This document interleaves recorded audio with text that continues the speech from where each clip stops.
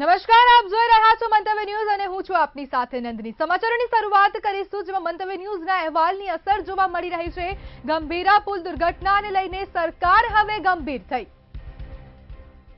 4 અધિકારીઓને તાત્કાલિક ફરજ મોકૂફ કર્યા છે। તો આ સમાચાર સામે આવી રહ્યા છે જેમાં સરકાર દ્વારા હવે 4 અધિકારીઓ સામે કડક કાર્યવાહી કરવામાં આવી। ઇજનેર, નાયબ ઇજનેર, મદદનીશ ઇજનેરને ફરજ મોકૂફ કરવામાં આવ્યા। પ્રાથમિક તપાસ અવલોકનના આધારે આ પગલાં લેવામાં આવ્યા છે। ગંભીરા બ્રિજ તૂટી પડવાને મામલે હવે 4 અધિકારીઓને સસ્પેન્ડ કરવામાં આવ્યા છે। મંતવ્ય ન્યૂઝના અહેવાલથી આખરે સરકાર ગંભીર થઈ છે। ત્યારે ગંભીરા પુલ દુર્ઘટનાને લઈને સરકાર ગંભીર છે અને ગંભીરતાથી હવે કાર્યવાહી કરવામાં આવી છે। એમાં 4 અધિકારીઓને તાત્કાલિક રીતે ફરજ મોકૂફ કરવામાં આવ્યા છે। જેમાં ઇજનેર, નાયબ ઇજનેર અને મદદનીશ ઇજનેરને ફરજ મોકૂફ કરાયા છે અને 4 અધિકારીઓને સસ્પેન્ડ કરવામાં આવ્યા છે। પ્રાથમિક તપાસના અવલોકનના આધારે આ મહત્વપૂર્ણ પગલાં લેવામાં આવ્યા છે।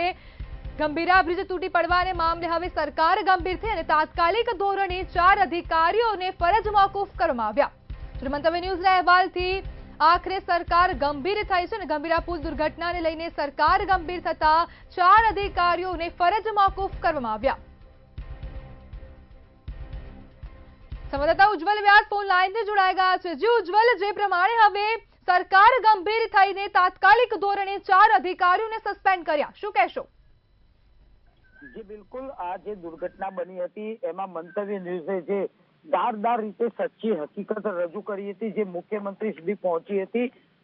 મંતવ્ય કરેલી મુહિમની અંદર ભૂપેન્દ્ર પટેલે પણ ખૂબ જ ગંભીરતા દાખવી હતી અને તાત્કાલિક આ ઘટનાની અંદર 4 જેટલા ઉચ્ચ અધિકારી, ઇજનેર કક્ષાના અધિકારીઓને સસ્પેન્ડ કર્યા છે। મુજપુર ગંભીરાનો જે પુલ દુર્ઘટના બની તેની અંદર માર્ગ મકાન વિભાગના કાર્યપાલક ઇજનેર સહિતના અધિકારીઓને સસ્પેન્ડ કરવાનો નિર્ણય મુખ્યમંત્રી ભૂપેન્દ્રભાઈ પટેલે કર્યો છે।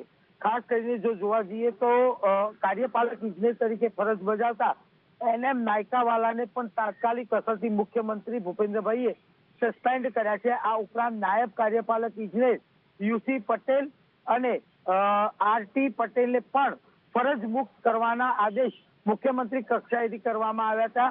આજની સાથે સાથે કાર્યપાલક ઇજનેર તરીકે ફરજ બજાવતા જેવી શાહ કે જે મદદનીશ ઇજનેર હતા તેમને પણ તાત્કાલિક અસરથી મુખ્યમંત્રી ભૂપેન્દ્રભાઈ પટેલે સસ્પેન્ડ કર્યા છે।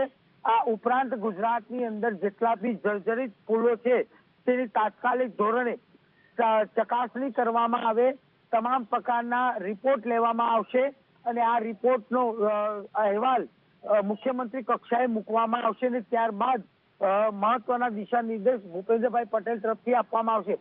પરંતુ મહત્વની બાબત એ છે કે આ દુર્ઘટનામાં જે ઘટના બની તેમાં દોષિતો અધિકારીઓ સામે દાદાએ સકંજો કસે છે। જી ઉજ્જવલ, સમગ્ર માહિતી બદલ આપનો આભાર। ત્યારે ગંભીરા પુલ દુર્ઘટનાને લઈને સરકાર ગંભીર થઈ છે અને ગંભીરતાથી હવે આ મહત્વપૂર્ણ નિર્ણય લેવામાં આવ્યો।